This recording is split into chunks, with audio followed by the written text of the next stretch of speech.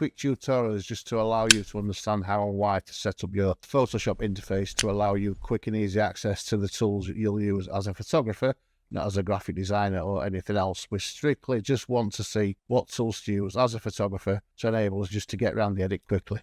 And as you can see, I've just reset my Photoshop, so this is pretty much how it will open up. Whichever version of Photoshop you've got, it pretty much will default to the kind of similar layout that you can see here in front of me.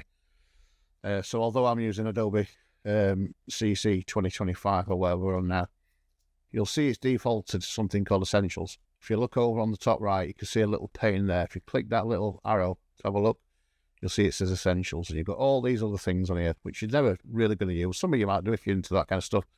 But just for editing photos, we just want to click on Photography.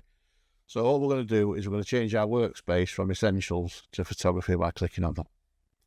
Now you'll see it's changed. We've got a different set of tools over on the left here. We've got a different set of palettes over on the right.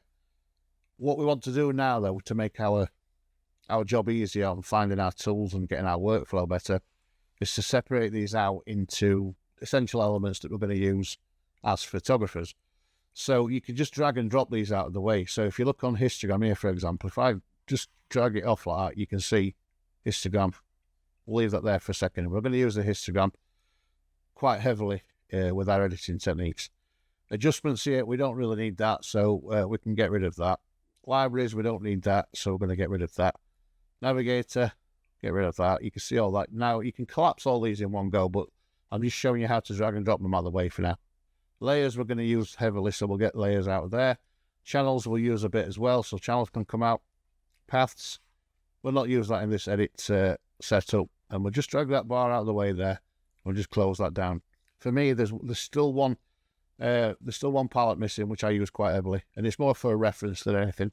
If we go up to Window here and click on History, you'll see History appears with some other stuff here. We don't need the other stuff, so we're just going to drag History out, and then we're going to close down that and that. So we're now left with the 4 palettes that we use quite a lot in our photography techniques, in our workflow. And what I do, depending on whether I'm working on a single screen or a dual screen, is I put them out of the way. So that allows us to view the picture as large as possible on the screen.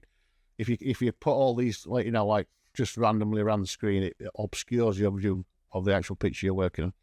So what I tend to do is I just drag them up into the corners, out of the way, just so I can see what I'm doing. If they're getting in my way still, what you can also do is you hit the little arrows there, the little chevrons, and you can minimize it even more. Out of the way, you can do that one more.